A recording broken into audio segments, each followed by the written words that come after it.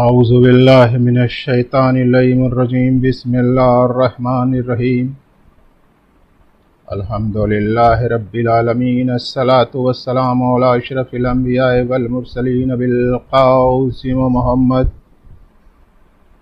وعلیہ الطیبین الطاہرین المعصومین اما بعد فقد قال اللہ فی کتابہ المبین بسم اللہ الرحمن الرحیم من عرف نفسہ فقط عرف ربہ.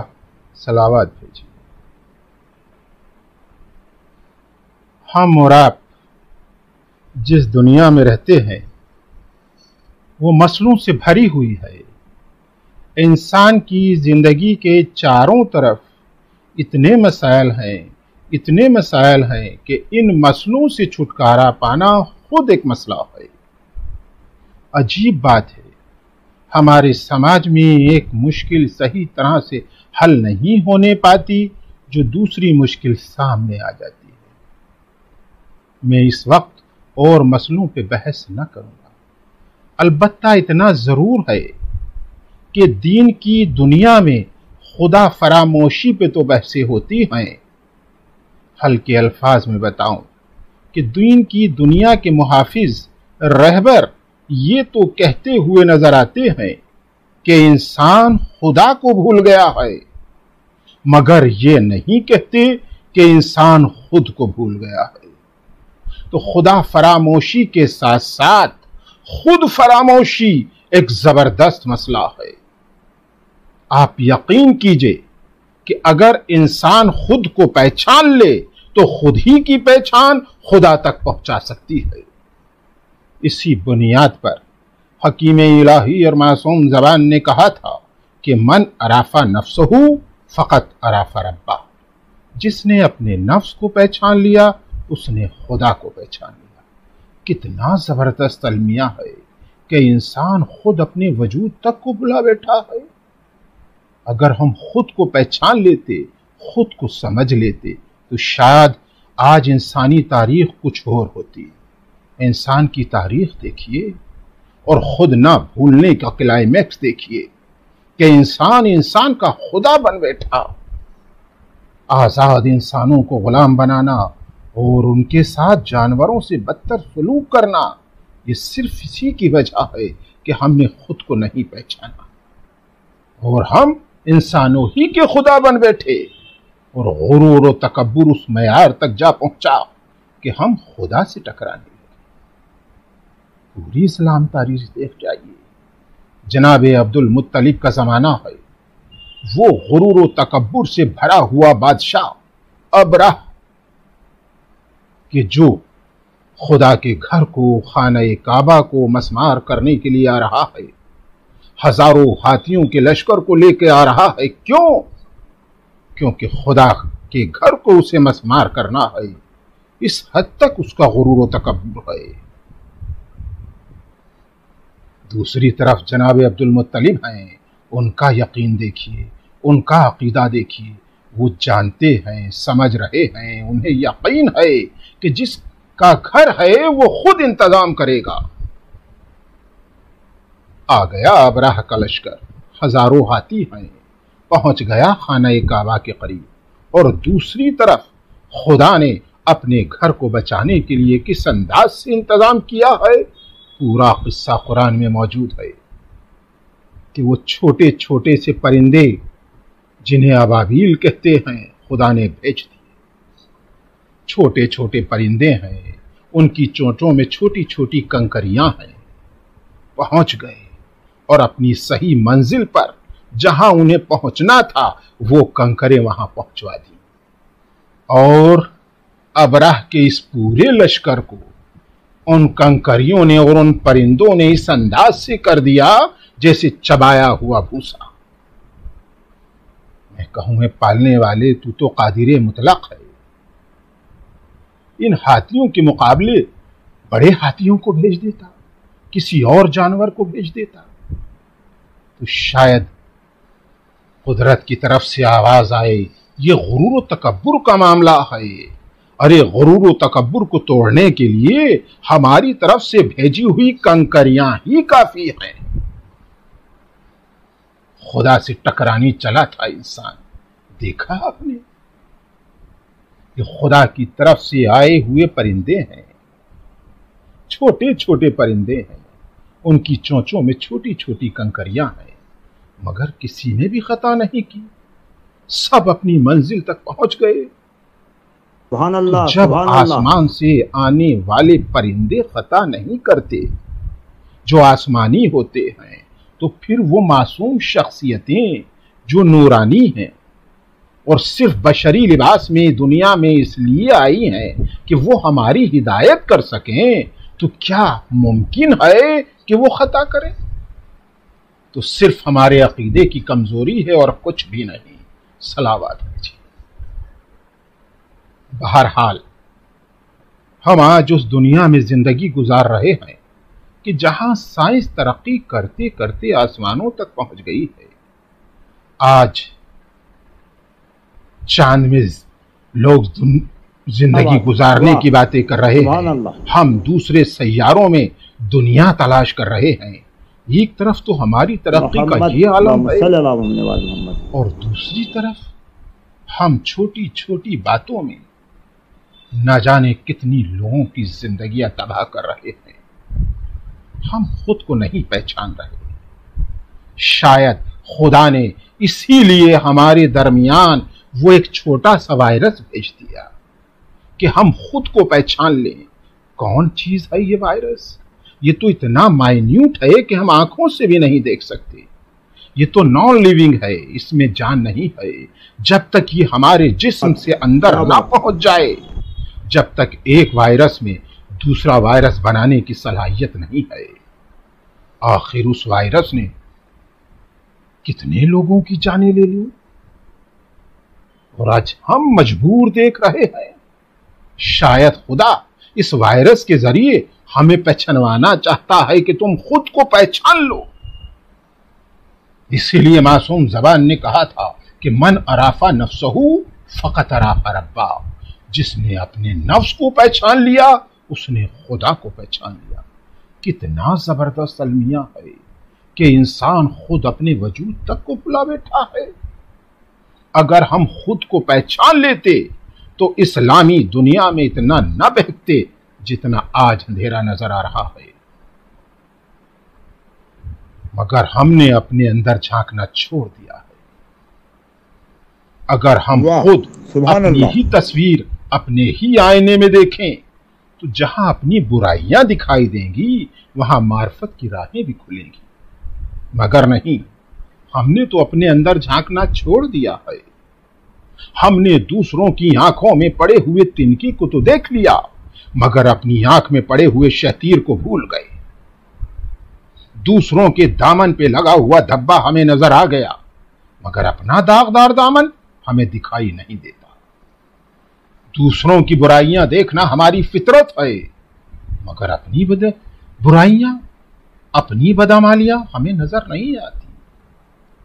یہی بنیاد ہے گھر سے لے کر بین الاقوامی جھگڑوں اور اسلام کی تاریخ تو خود فراموشیوں سے بھری پڑی ہے۔ اگر ہم خود کو پہچان لیتے تو رسول کو اپنا جیسا ہرگز نہ کہتے۔ کہاں رسول، کہاں ہم، کہاں نور، کہاں خاک۔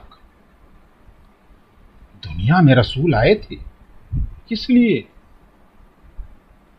کہ اپنے قدموں کے نشانات پر چلا کر، اپنی آواز پر لبیک کہلوا کر، اپنی پیروی میں ڈھال کر انسان کو ایسا مسلمان بنانے کے لیے کہ جس کے کردار میں رسول کے کردار کی جھلکیاں ہو۔ واہ واہ واہ واہ، جزاک اللہ۔ کوئی انجانا اگر مسلمان کو دیکھے تو اسلام کو جاننے کی کوشش کرے،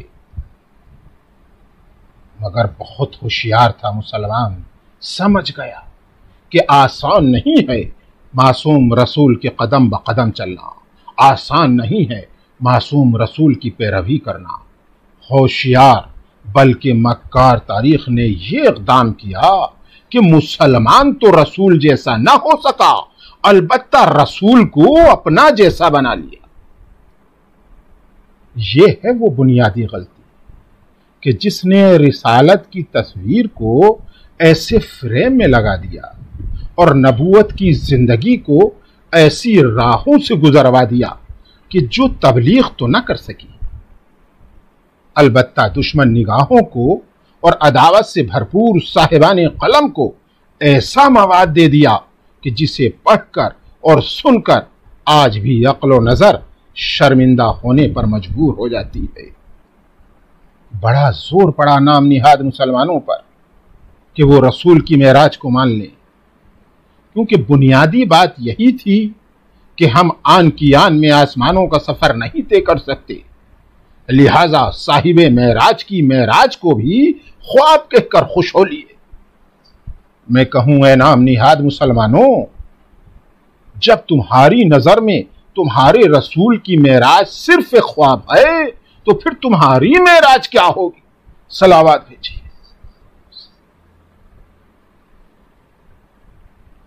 رسول نے ہمیں مسلمان بنایا، اخلاق اور محبت کا سبق سکھایا۔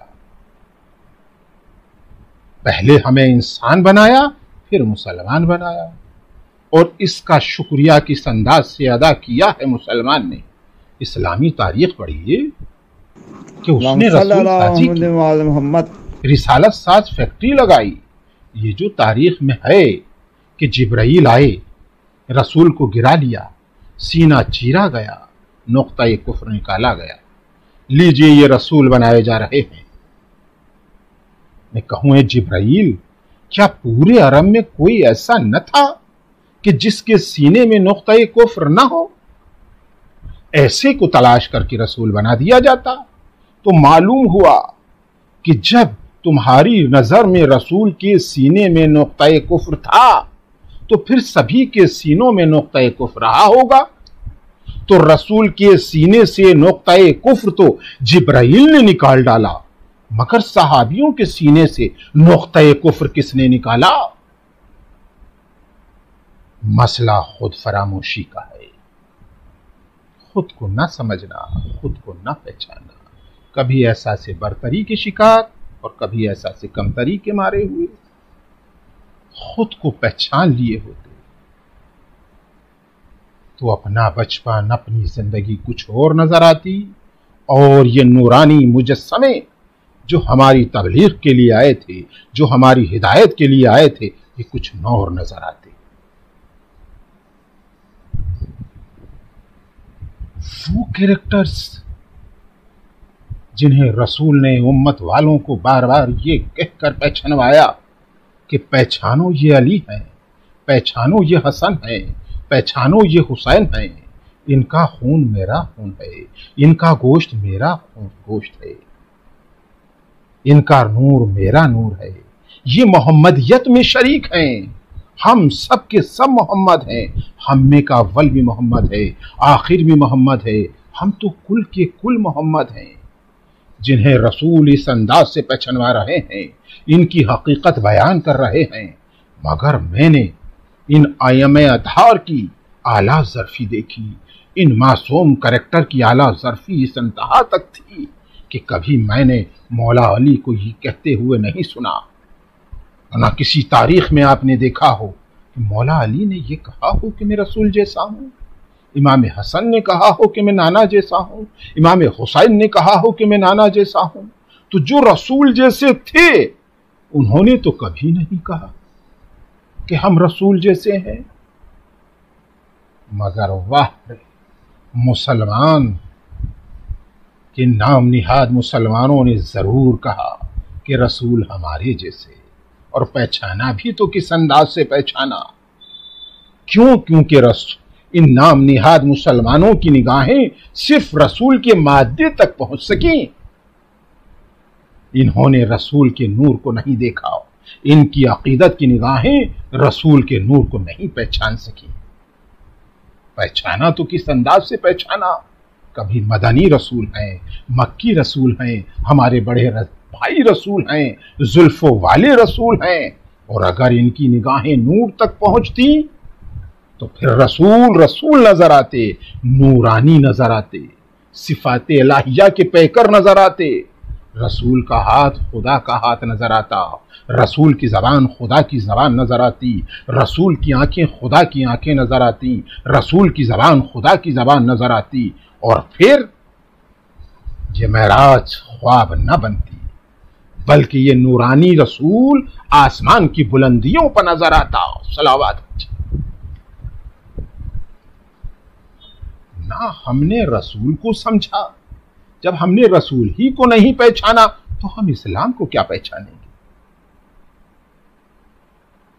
نہ ہم نے خود پہچانا، اور جو ہماری تاریخ تھی نہ اس کے ذریعے دنیا پہچان سکی کہ آخر اسلام ہے کیا۔ اسلام کی اصل روح ختم ہو گئی۔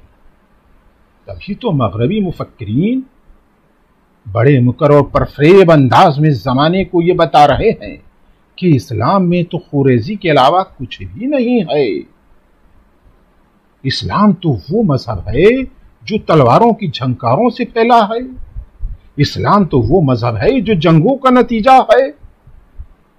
ایک طرف تو قرآن کہہ رہا ہے نہ دینا عند اللہ الاسلام، کہ خدا کا پسندیدہ دین اسلام ہے، انسانیت کی ارتقاء دامن اسلام میں آ کر ہو سکتی ہے، اور دوسری طرف زمانے کا ایک شور ہے کہ اسلام میں تلواروں کی جھنکاروں کے علاوہ تو کچھ بھی نہیں ہے، بے گناہوں کا خون ہی خون ہے۔ آخر یہ سب کیا ہے؟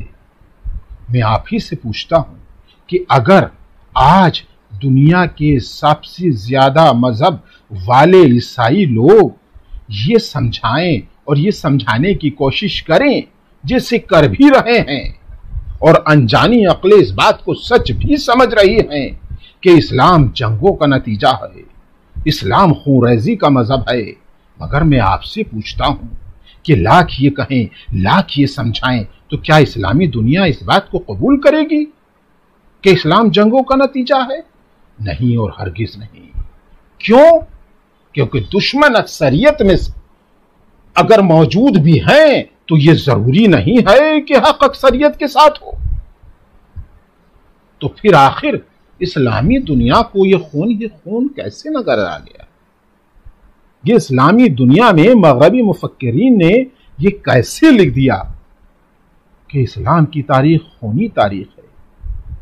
دراصل وجہ یہ ہے کہ یہ کم نگاہ مورخین اسلام کی تاریخ کو چھوڑ کر مسلمانوں کی تاریخ میں الجھ کر رہ گئے۔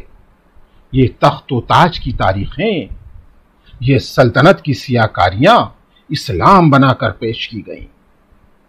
دراصل اسلام کچھ اور ہے، تخت و تاج کی تاریخیں کچھ اور ہیں۔ آج آپ سب عقل مند اور باشعور ہیں، میں آپ ہی سے ایک سوال کرنا چاہتا ہوں۔ مان لیجیے اگر کہیں چند بد کردار مسلمان کہیں ڈاکہ ڈالیں، جیسے اکثر مسلمان ممالک میں ہوتا ہے، اور پکڑے جانے پر معلوم ہو سب کے سب مسلمان ہیں، تو کیا خاکم بدہن آپ اسے اسلامی ڈاکہ کہیں گے؟ آگے بڑھیے، اگر جواریوں کے اڈے پر جوا کھیلتے ہوئے گنہگار مسلمان پکڑے جائیں، سب کے سب مسلمان ہوں، تو کیا یہ اسلامی جوا ہو جائے گا؟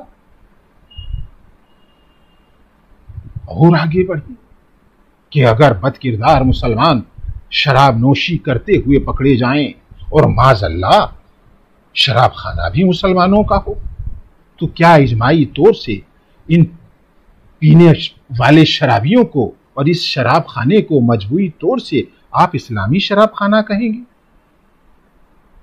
آپ کا سب کا جواب یہی ملے گا کہ یہ سب بد کرداریاں، یہ سب بد افعالیاں بد کردار مسلمانوں کی ہیں، اس سے اسلام کا کیا مطلب؟ تو جب چند مسلمان کہیں ڈاکہ ڈالیں تو ہم اسے اسلامی ڈاکہ نہیں کہہ سکتے، مسلمان جوا کھیلیں تو ہم اسے اسلامی جوا نہیں کہہ سکتے، اور جب کہیں مسلمان شراب پئیں اور شراب خانہ بھی مسلمان کا ہو تو ہم اجماعی طور سے اسے اسلامی شراب خانہ نہیں کہہ سکتے۔ تو میں صرف آپ سے پوچھنا چاہتا ہوں کہ وہ جنگیں کہ جو حصول سلطنت کا کھیل ہوں، وہ جنگیں جو باعث بدنامی ہوں، وہ جنگیں جنہوں میں خون بہایا گیا ہو، انہیں جہاد کا نام کیسے دیا جا رہا ہے؟ جہاد جہاد ہے، جنگ جنگ ہے، آپ ان بادشاہوں کو خلافت الہیہ کیسے پکار رہے ہیں؟ کہاں جنگ ہے، کہاں جہاد ہے، کہاں اسلام ہے، کہاں ان بادشاہوں کی تاریخ ہے؟ دراصل دشمن نگاہوں کو یہ موقع ہم ہی نے دیا ہے۔ رسول اپنی رحلت کے وقت مسلمانوں کے دونوں ہاتھوں میں دو گراں قدر چیزیں چھوڑ کر گئے تھے، ایک ہاتھ میں قرآن اور دوسرے ہاتھ میں دامن اہل بیت۔ یعنی ایک ہاتھ میں تھیوری ہے، دوسرے ہاتھ میں پریکٹیکل ہے۔ کون ہے اہل بیت؟ وہ ہے اہل بیت کہ جو عمل قرآن کی آیتیں آتی رہیں اہل بیت عمل کر کے دکھاتے رہے، یا انہوں نے پہلے عمل کیا قرآن کی آیت بعد میں آئی۔ تو یہ وہ کریکٹر ہیں، اور رسول انہی کے بیچ ہمیں چھوڑ کر گئے تھے، ایک ہاتھ میں قرآن، دوسرے ہاتھ میں دامن اہل بیت۔ مگر مسلمانوں نے قرآن کافی ہے یہ کہہ کر دامن اہل بیت کو چھوڑ دیا، اور اس تاریخ کو اور اس دشمن تاریخ کو ایک ہاتھ خالی نظر آیا، اس نے بڑھ کے اسی ہاتھ میں تلوار دے دی، اور آج مسلمانوں کی ایسی تصویر ہمارے سامنے آ گئی کہ اس کے ایک ہاتھ میں قرآن ہے اور دوسرے ہاتھ میں تلوار ہے۔ یہ ہے مسلمان، یہ خود ہماری غلطی ہے، یہ ہم نے اپنی تصویر خود بنائی ہے، ورنہ رسول تو اخلاق اور محبت کا سبق دے کر گئے تھے۔ رسول نے تو انسانیت کو معراج تک پہنچانے کی کوشش کی تھی۔ وہ رسول جنہوں میں ہمیں اسلام کے اصول بتائے، فروع دین بتائے، جب رسول اصول دین فروع دین ہم تک پہنچا چکے تو جب ایک پوچھنے والے نے پوچھا تھا کہ رسول یہ بتاؤ کہ مسلمان کسے کہتے ہیں، دیکھیے پوچھنے والے کا سوال ہے، وہ پوچھ رہا ہے کہ مسلمان کسے کہتے ہیں۔ دیکھتے ہیں کہ رسول کس انداز سے مسلمان کی ڈیفینیشن بتا رہے ہیں، خود بھی سمجھ لیجئے اور دوسروں تک بھی پہنچا دیجئے کہ مسلمان کسے کہتے ہیں۔ میں نے سوچا کہ شاید رسول جواب دیں کہ جو نماز پڑھے وہ مسلمان ہے، جو روزہ رکھے وہ مسلمان ہے، جو حج کرے وہ مسلمان ہے، جو خمس و زکوٰۃ ادا کرے وہ مسلمان ہے، مگر رسول نے یہ نہیں کہا۔ دیکھیے رسول کس انداز سے مسلمانوں کو پہچانوا رہے ہیں۔ رسول نے کہا کہ جس کے ہاتھ سے، جس کی زبان سے کسی کو تکلیف نہ پہنچے اسے مسلمان کہتے ہیں۔ زبان کا مطلب قول ہے، ہاتھ کا مطلب فعل ہے۔ جس کے قول سے، جس کے فعل سے کسی کو تکلیف نہ پہنچے اسے مسلمان کہتے ہیں۔ جس کے سینے میں انسانیت کا دل دھڑکتا ہو، جو کسی کا حق نہ مارے اسے مسلمان کہتے ہیں۔ اب میں صرف آپ ہی سے پوچھتا ہوں کہ آپ ان کیریکٹرز کو کیا کہہ کر پکاریں گے جن کے لیے رسول کی ایک لوتی بیٹی کہہ رہی ہوں کہ انہوں نے مجھ پر ظلم کیا؟ کیا وہ مسلمان ہو سکتے ہیں؟ صلوات کیجیے۔ بہرحال میں آپ کے سامنے صحیح اسلام کی تصویر پیش کرنا چاہتا ہوں کہ آخر اسلام ہے کیا۔ آپ چند قدم میرے ساتھ چلیے۔ آج پوری دنیا نے اسلام کی سول کو ختم کر دیا ہے، اسلام کی روح کو برباد کر دیا ہے۔ میں آج آپ کو اسلام کی صحیح تصویر دکھانا چاہتا ہوں کہ اسلام محبت اور اخلاق کا مذہب ہے۔ اسلام میں محبت کے علاوہ کچھ بھی نہیں ہے، کہ دنیا میں جتنے بھی اللہ کی مخلوق ہے جس کی گنتی سوائے خدا کی اور کوئی نہیں جانتا، اسے اینشینٹ فلسفر ہو یا ماڈرن فلسفر ہو، اس نے ڈسٹریبیوشن اور کریشن کے اعتبار سے اللہ کی اس مخلوق کو 4 حصوں میں تقسیم کیا ہے۔ پہلی منزل جمادات کی ہے، جس میں مٹی کا ڈھیر اور پہاڑ یہ سب آ جاتے ہیں۔ اسلام نے اس پر بھی محبت کی نگاہ ڈالی اور کہا کہ اس زمین پر اس انداز سے چلو کہ جیسے شریف انسان کی چال ہوتی ہے، تمہارے قدموں سے غرور و تکبر نہ ٹپکے۔ یہ زمین پہاڑوں کا بوجھ برداشت کر سکتی ہے، مگر تمہارے مغرور قدموں کا بوجھ برداشت کرنے کے لیے تیار نہیں ہے۔ اور اگر تم اپنے مغرور قدموں سے اس کے سینے پر چلے تو اتنا یاد رکھنا کہ تم خاک سے بنے ہو اور خاک ہی میں مل جاؤ گے۔ نہ جانے کتنے مغرور تھے کہ جو آج خاک بن چکے ہیں۔ اور اتنا بھی یاد رکھنا کہ یہ زمین اپنی بے عزتی کا بدلہ لے گی۔ جب تم قبر میں پہنچو گے تو فشار کے لیے تیار ہو جاؤ۔ یہ زمین جسے خاک کہتے ہیں، جسے تراب کہتے ہیں، جب اسلام نے تراب کی عزت کرائی ہے تو پھر وہ اپنی ابو تراب کی عزت کا حکم کیوں نہ دیتا؟ ابو تراب تم پر لاکھوں سلام، اے علی تم پر لاکھوں سلام۔ جو ابو تراب کی عزت نہیں کرتا وہ اپنی خلقت سے خود مخالفت کرتا ہے۔ اور زمین کو اتنا قابل عزت سمجھایا گیا اسلام نے کہ جناب آدم کا پتلا بنایا گیا اور پھر اس کے سامنے فرشتوں سے سجدہ تعظیمی کرایا گیا۔ آج بھی یہ سنت موجود ہے۔ آج ہم خاک شبا پر سجدہ تو کرتے ہیں مگر سنت ملائکہ پر عمل کر رہے ہیں۔ یہ دمادات کی منزل ہے۔ دوسری منزل نباتات کی آتی ہے جس میں پیڑ پودے آتے ہیں۔ اسلام نے 1400 برس پہلے کہا تھا کہ ہرے بھرے درختوں کو نہ کاٹو، اس سے تمہاری زندگی وابستہ ہے۔ جو آج سائنس چیخ چیخ کر کہہ رہی ہے کہ اگر تم نے ہرے بھرے درختوں کو کاٹ ڈالا تو پورا انوائرمنٹل اسٹیٹس بدل جائے گا، تمہاری زندگی تباہ ہو جائے گی۔ میں خود باٹنی کا پروفیسر ہوں، میں علم نباتات پڑھاتا ہوں، میں ان کے وجود سے آپ سے زیادہ واقف ہوں۔ میں کوئی بڑا عالم نہیں ہوں، ہاں ذاکر ضرور ہوں، اور اپنے وقت کے مشہور و معروف ذاکر مرحوم سید مولانا شرافت حسین کاظمی میرٹھی کا بیٹا ہوں۔ یہ شاید انہی کی دین ہے جو میں آپ کے سامنے ہوں۔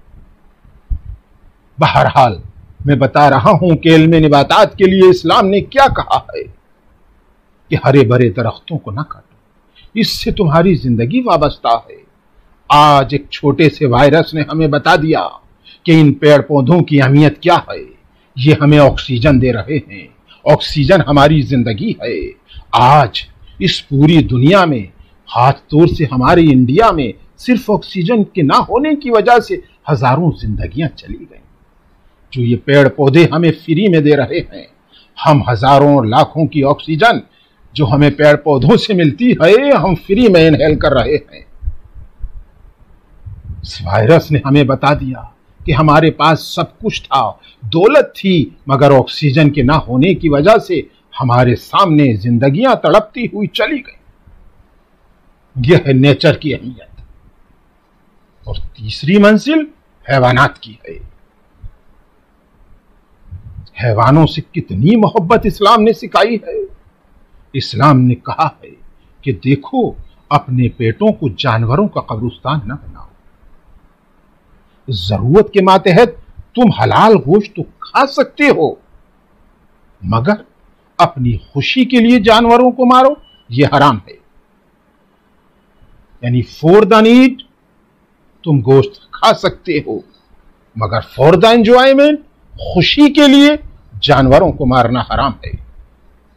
ایک چھوٹی سی مثال کے بعد میں آپ کے سامنے یہ بات ظاہر کرنا چاہتا ہوں، اسے بتانا چاہتا ہوں کہ اسلام میں حیوان کی کتنی بڑی اہمیت ہے، کتنی محبت سکھائی ہے۔ دیکھیے فروع دین میں سب سے بڑی عبادت کا نام نماز ہے۔ کتنی بڑی عبادت ہے کہ اگر آپ کھڑے ہو کر نہیں پڑھ سکتے تو بیٹھ کر پڑھیے، بیٹھ کر نہیں پڑھ سکتے تو لیٹ کر پڑھیے، لیٹ کر بھی نہیں پڑھ سکتے تو اشاروں میں پڑھیے۔ غرض ہر حال میں نماز واجب ہے، اور نماز کے لیے شرط ہے کہ باوضو نماز پڑھی جائے گی اور وضو کے لیے پانی شرط ہے، اور اب آپ وضو کرنے ہی بیٹھے تھے کہ آپ کی نظر ایک پیاسے کتے پہ پڑ گئی. اس کی زبان پیاس سے باہر نکلی ہوئی ہے، پیاسا ہے، مسلسل وہ آپ کے پانی کو دیکھ رہا ہے، اور آپ کے پاس صرف اور صرف اتنا پانی ہے، چاہیں تو وضو کر لیں اور چاہیں تو اس پیاسے کتے کی پیاس بجھا دیں. دیکھیے اسلام کیا کہتا ہے، دیکھیے شریعت کیا کہتی ہے.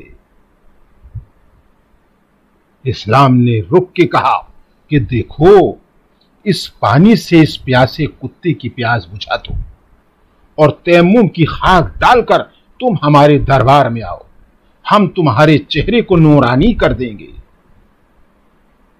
تمہاری نماز قبول کر لی جائے گی. اور اگر تم نے ایسا نہ کیا اور یہ پیاسا کتا پیاس سے مر گیا اور تم نے اس پانی سے وضو کیا اور تب نماز پڑھی تو تمہاری نماز قبول نہیں کی جائے گی. یہ وہ میں اسلام پیش کر رہا ہوں جسے زمانہ خونی مذہب کہہ کے پکار رہا ہے. میں نے وہ چھوٹی سی مثال دی ہے کہ جس میں سب سے بڑی عبادت نماز اور نجس العین جانور کی ہے. آپ اسی اسلام کے فریم میں پوری اسلام کی تصویر دیکھ جائیے. یہ ہے اسلام، یہ ہے اسلام کی صحیح تصویر. اور چوتھی منزل انسان کی ہے جسے اشرف المخلوقات کہا گیا ہے. سب سے بڑی مخلوق ہے، سب سے اشرف مخلوق ہے، اور سب سے بدترین مخلوق بھی یہی ہے. اسی کے لیے 1,24,000 پیغمبر آئے، آسمانی کتابیں آئیں، پھر بھی انسان کا خدا بن گیا. انسان نے انسانوں ہی کے ساتھ جانوروں سے بدتر سلوک کیا. اسلام کے آنے سے پہلے کس لیول تک سماج گر گیا تھا؟ کیا ممکن تھا کہ باپ اپنی بیٹیوں کو زندہ دفن کر کے فخر محسوس کر رہا تھا؟ چھوٹی چھاٹی باتوں پر برسا برس جھگڑے ہوتے تھے. یہ تھا اسلام کے آنے سے پہلے کا انسانی سماج. تو جب رسول آئے تو کیا رسول تلوار لے کر آئے تھے؟ کیا رسول فوج لے کر آئے تھے؟ نہیں، میں نے تو یہ نہیں دیکھا. پوری اسلام کی تاریخ دے جائیے کہ اسلام میں تبلیغ کے آغاز کے وقت رسول تنہا تھے یا وہ چھوٹا سا بچہ جسے علی کہتے ہیں. کہاں ہیں تلواریں؟ کہاں ہیں فوجیں؟ کچھ بھی تو نہیں ہے. رسول نے محبت سے، اخلاق سے اسلام کو ہم تک پہنچایا. پوری رسول کی زندگی دیکھ جائیے، آپ کو اخلاق اور محبت کے علاوہ کچھ بھی نہیں ملے گا. ایک چھوٹا سا واقعہ آپ کے سامنے بیان کرنا چاہتا ہوں. اس واقعے سے بچہ بچہ واقف ہے. یہ فرش حسین کی دین ہے کہ ہمارا اس فرش پہ بیٹھنے والا بچہ کافی حد تک اسلامی ہسٹری سے واقف ہے، اور خاص طور سے ان واقعات سے جو میں آپ کے سامنے بیان کر رہا ہوں کہ رسول رسالت کا اعلان کر چکے ہیں، زمانہ رسول کا دشمن ہو چکا ہے. ان حالات میں رسول ایک راستے سے گزرتے تھے.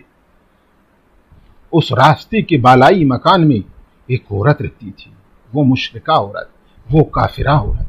جب رسول اس راستے سے گزرتے تھے تو وہ دن بھر کا اکٹھا کیا ہوا کوڑا رسول کے سر پر ڈال دیتی تھی. رسول گزرتے رہے، وہ کوڑا ڈالتی رہی. میں کہوں اے رسول، کیوں جا رہے ہو ان راستوں پر جن پر سر پہ کوڑا ڈالا جا رہا ہے؟ راستہ بدل دو. تو شاید رسول جواب دیں کہ میں رسول ہوں، میں نبی ہوں، میں راستہ بدلنے نہیں آیا بلکہ راستہ بدلوانے آیا ہوں. صلوات کیجیے. بہرحال رسول گزرتے رہے، وہ کوڑا ڈالتی رہی. چند دن بعد دیکھا کہ کوڑا ڈالنا بند ہو گیا. آس پاس معلوم ہوا وہ سخت بیمار ہے، موت کے شکنجے میں پھنسی ہوئی ہے.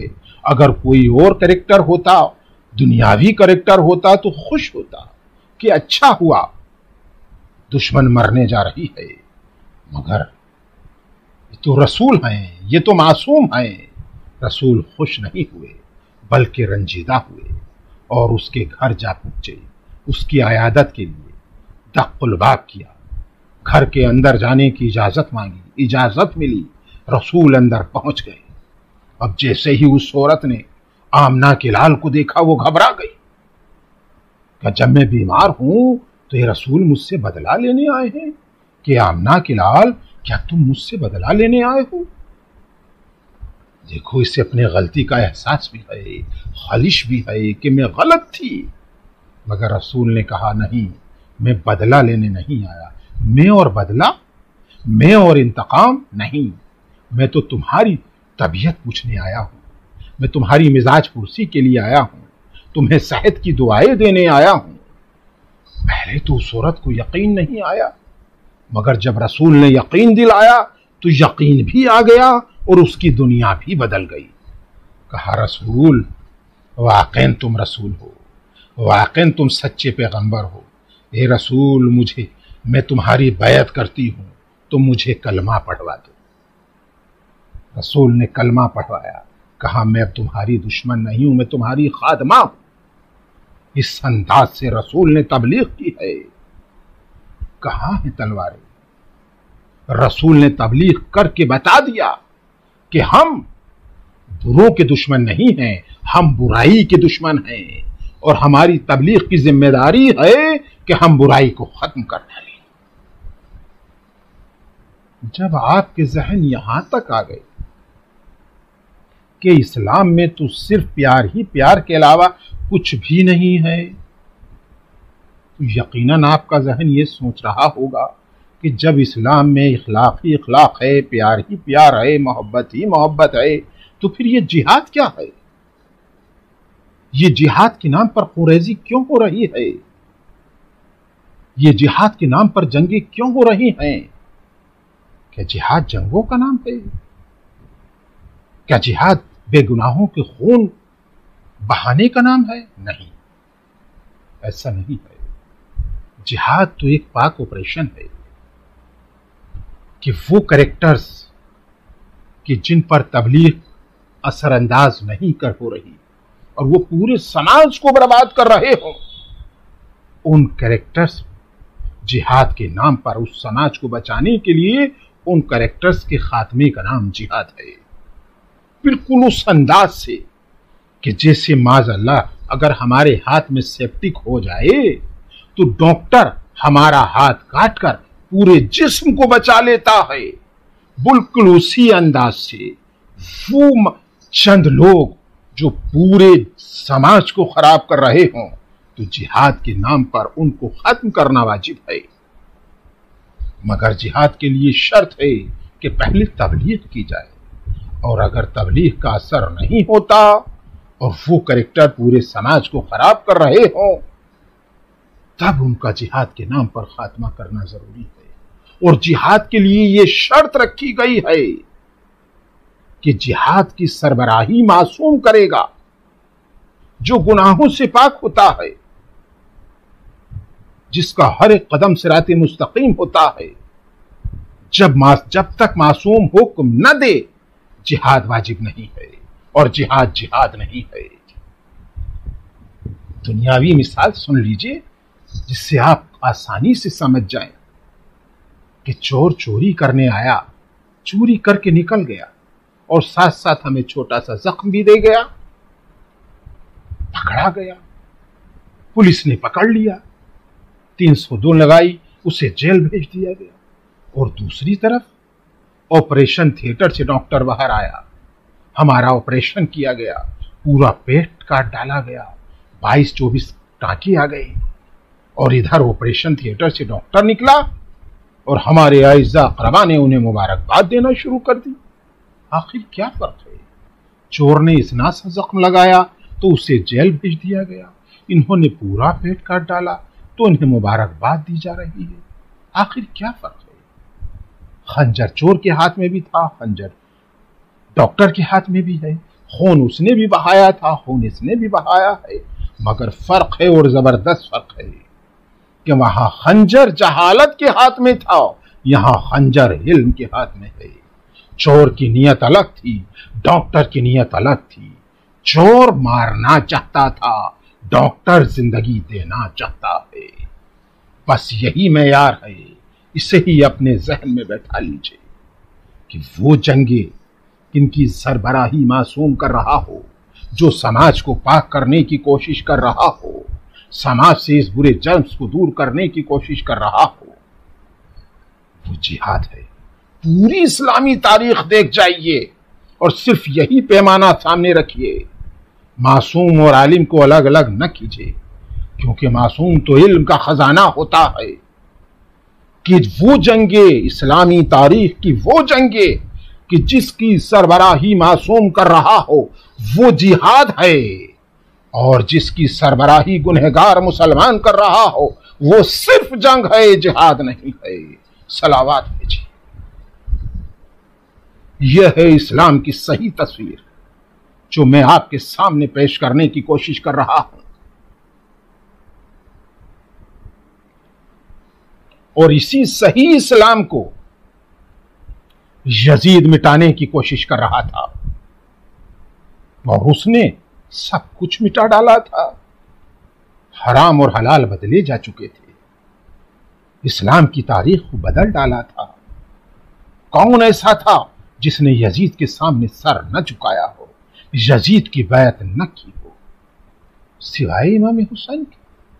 میں کہوں یہ یزید، جب سب نے تو سامنے تیری بیعت کر لی، تیرے سامنے سر جھکا دیا، تو ضروری کیا ہے کہ حسین بیعت کریں؟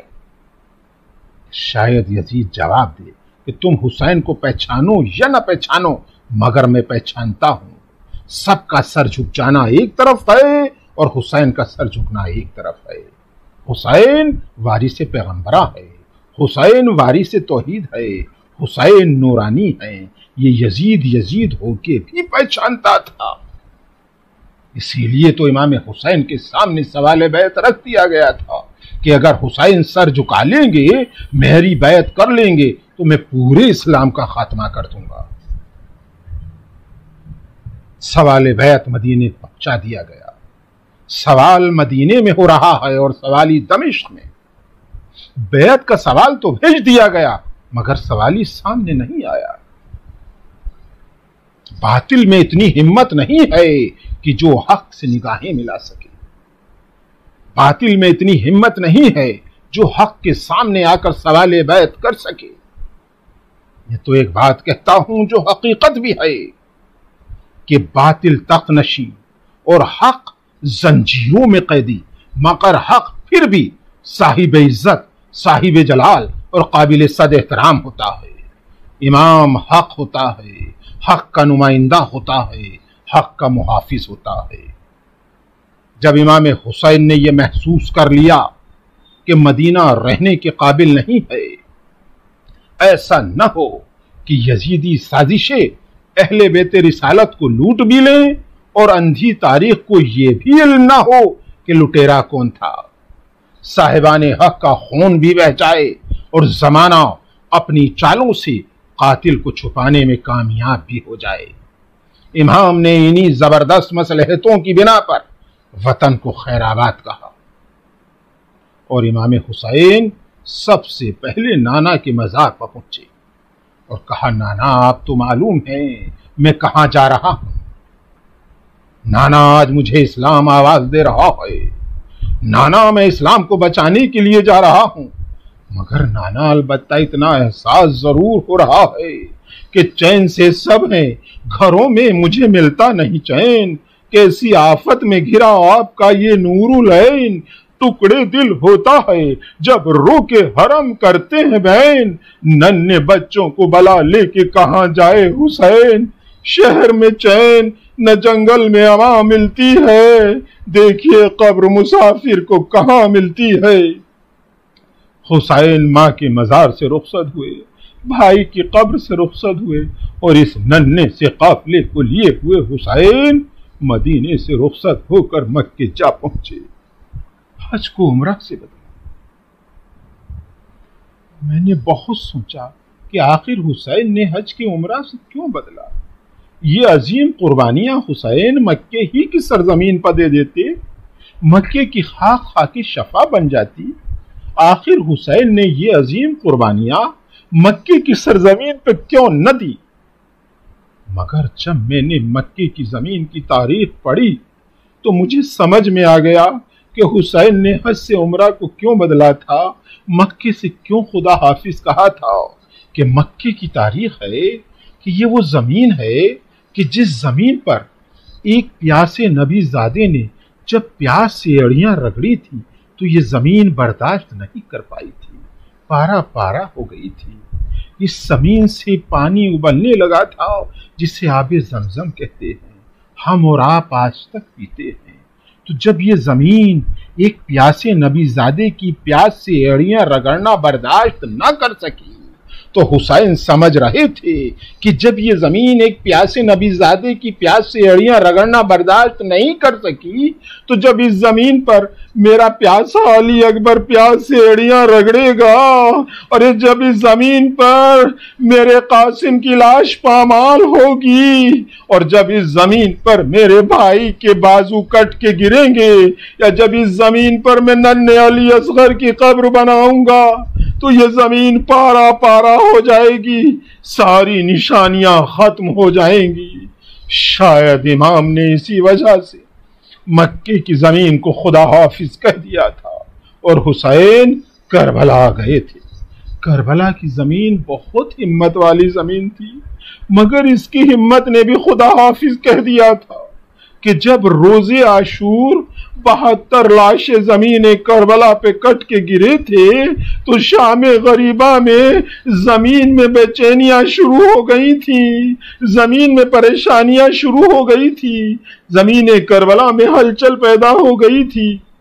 میرا بیمار امام سمجھ گیا تھا، دونوں ہاتھ زمین کربلا پہ رکھ کے کہا تھا، اے زمین کربلا، میں تیری پریشانیاں سمجھ رہا ہوں، میں تیری بے چینیاں سمجھ رہا ہوں، مگر اے زمین کربلا، ہم امتحان کی منزل سے گزر رہے ہیں، صبر کر۔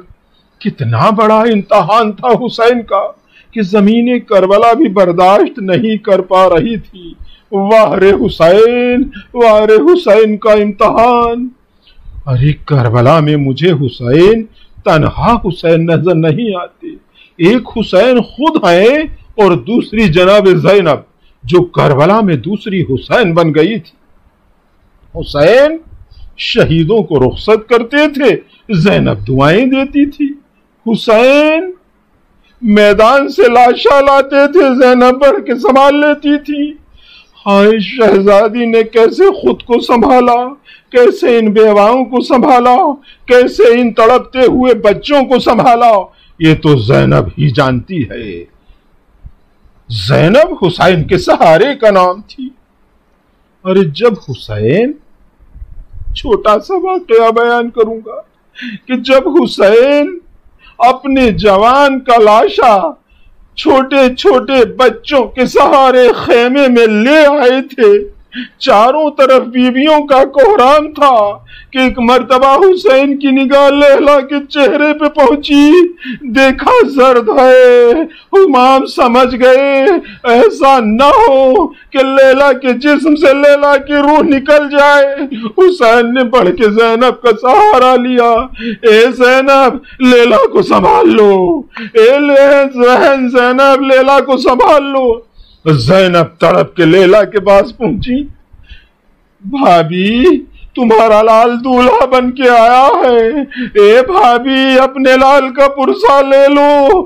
ہائے لیلا نے تڑپ کے ایک چیخ ماری اور خود کو علی اکبر کے سینے سے ابلتے ہوئے لہو پر گرا دیا اور اپنے چہرے کو اس خون سے لال کر لیا۔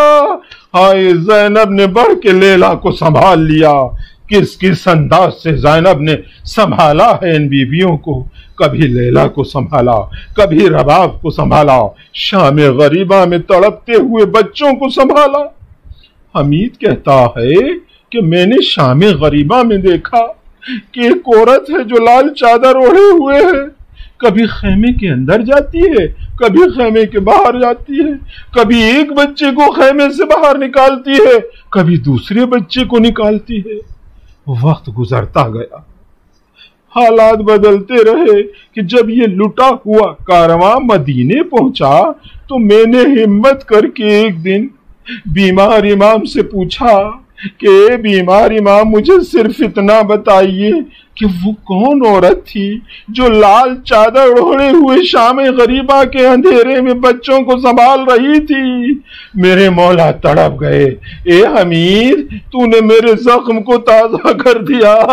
ارے وہ میری پھوپھی زینب تھی جس کی چادر علی اکبر کے خون سے لال ہو گئی تھی، ارے جس کی چادر قاسم کے ٹکڑوں سے، ارے قاسم کی لاش کے ٹکڑوں سے لال ہو گئی تھی، جس کی چادر انو محمد کی لاشوں سے لال ہو گئی تھی، ارے وہ میری پھوپھی زینب تھی۔ ہائے زینب، تمہارے صبر کو سلام، اے زینب تمہاری ہمت کو سلام۔ کس انداز سے زینب نے خود کو سنبھالا ہے، ان روتے بلکتے ہوئے بچوں کو سنبھالا ہے، مگر زینب نے صبر کا دامن ہاتھ سے جانے نہیں دیا، مگر تڑپ کر سب سے پہلے کب عباس کو پکارا ہے یہ بھی سن لیجئے کہ جب 11 محرم کو ظالم ہاتھوں میں رسیاں لیے ہوئے ان اسیروں کی طرف آ رہے تھے، وہ عورتیں جو جلے ہوئے خیموں کی راکھ پر بیٹھی تھی، یہ ظالم ہاتھوں میں رسی لیے ہوئے انہیں قیدی بنانے آ رہے تھے کہ ایک مرتبہ فضا نے کہا، شہزادی دیکھو یہ ظالم رسیاں لیے ہوئے ہمیں قیدی بنانے آ رہے ہیں۔ ارے زینب تڑپ گئی تھی، اور فرات کا رخ کر کے کہا تھا، عباس، اے میرے شیر عباس، دیکھو اب تمہاری بہنیں قیدی بنائی جائیں گی۔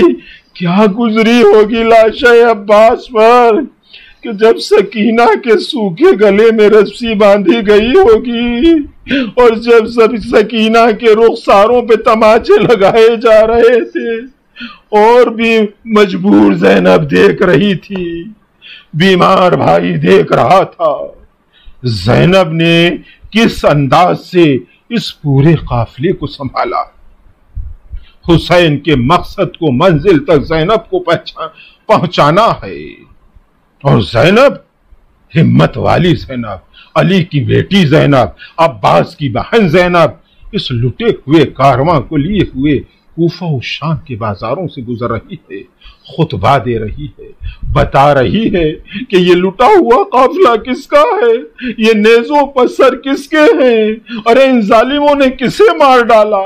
کہ جب زینب کوفے کے بازار میں خطبہ دے رہی تھی، بتا رہی تھی کہ ہم کون ہیں، یہ کٹے ہوئے سر کس کے ہیں، تو جب زینب خطبہ دے رہی تھی تو اس وقت کوفے کی مسجد میں مولا علی کے اندھے صحابی آنکھیں کھوئے ہوئے مسجد کے صحن میں بیٹھے ہوئے تھے، اور ان کی ننھی بچی، چھوٹی بچی اپنے باپ کے قریب بیٹھی ہوئی تھی کہ ایک مرتبہ جناب زینب کی آواز عبداللہ ابن عفیف کے کانوں میں جا پہنچی۔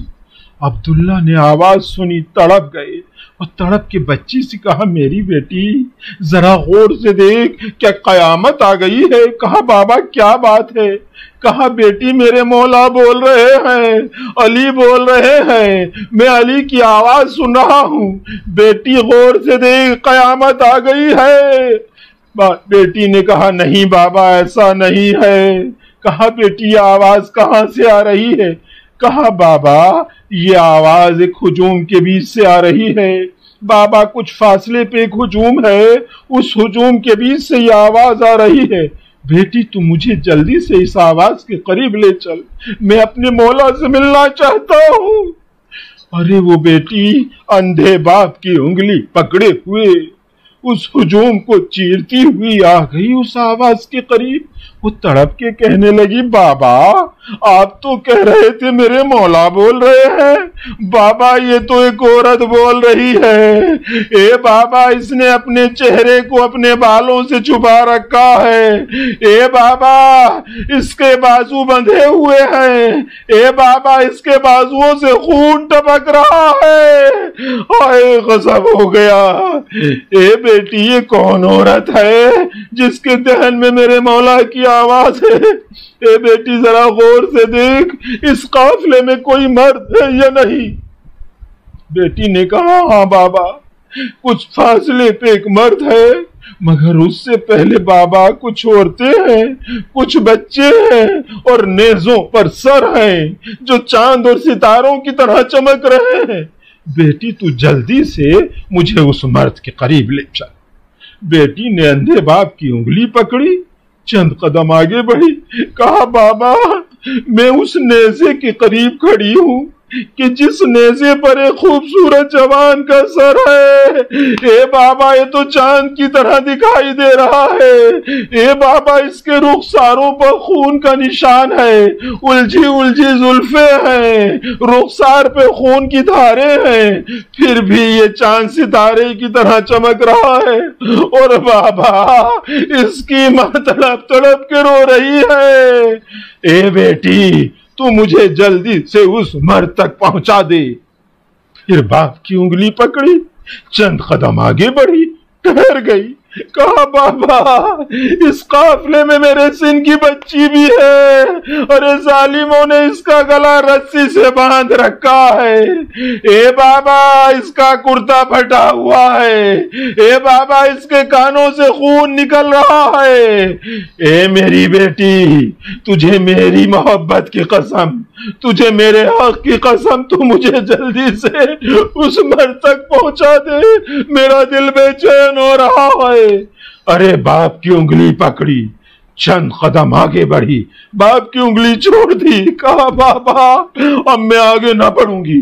کہا بیٹی کیا بات ہے؟ کہا بابا اب میں اس نیزے کے قریب کھڑی ہوں، ارے جس نیزے پر ایک چھوٹے سے بچے کا سر ہے، اے بابا ان ظالموں نے تو بچوں کو بھی مار ڈالا، اے بابا یہ تو بہت چھوٹا سر ہے، اے بابا اس کی زلفیں بکھری ہوئی ہے، اس کی ماں بلک بلک کے رو رہی ہے، بابا میں نہ پہنچا پاؤں گی۔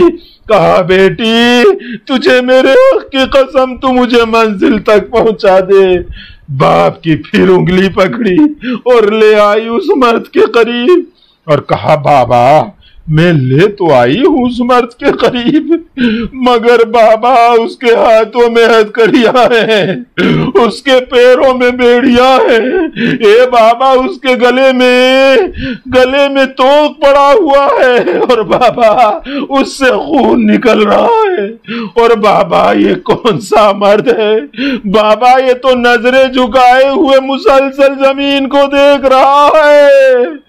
ایک مرتبہ عبداللہ نے کہا بیٹی تیرا شکریہ، تو نے مجھے منزل تک پہنچا دیا، اب میں خود پوچھ لوں گا کہ آخر یہ کون ہے جو میرے مولا کے لب و لہجے میں بول رہی ہے۔ عبداللہ آگے بڑھے اور تڑپ کے کہا کہ لٹے ہوئے کارواں کے کارواں سالار، تجھے تیرے حق کی قسم تو مجھے صرف یہ بتا دے کہ یہ کون عورت ہے جو میرے مولا کے لب و لہجے میں بول رہی ہے۔ آواز آئی عبداللہ میرا سلام قبول کرو۔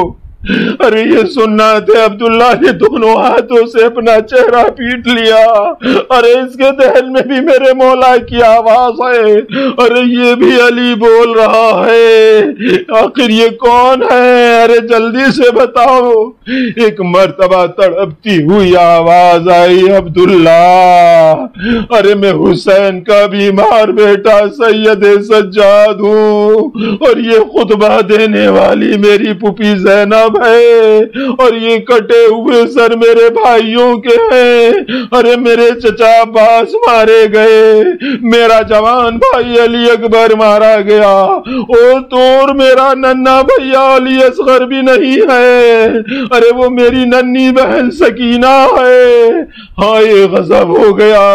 ایک مرتبہ عبداللہ نے اپنا دامن آسمان کی طرف بلند کیا، پالنے والا تیرا شکریہ میں اندھا ہوں، ارے میں لٹے ہوئے کاروان رسالت کو نہیں دیکھ سکتا تھا، اور اپنی بیٹی سے کہا بیٹی لا مجھے تلوار دے دے، جب سکینہ یتیم ہو گئی تو بھی یتیم ہو جا۔ اور ایک ڈوبتی آواز آئی عبداللہ عبداللہ صبر کرو، عبداللہ میرے صبر کو تو دیکھو کہ میری سامنے میری پھوپھی تازیانے کھا رہی ہے اور میں دیکھ رہا ہوں، عبداللہ میرے سامنے میری مجبور بہن سکینہ تماچے کھا رہی ہے اور میں دیکھ رہا ہوں، عبداللہ ہم امتحان کی منزل سے گزر رہے ہیں، عبداللہ صبر کرو۔ ناراض بے قضاء تسلیم لامرے،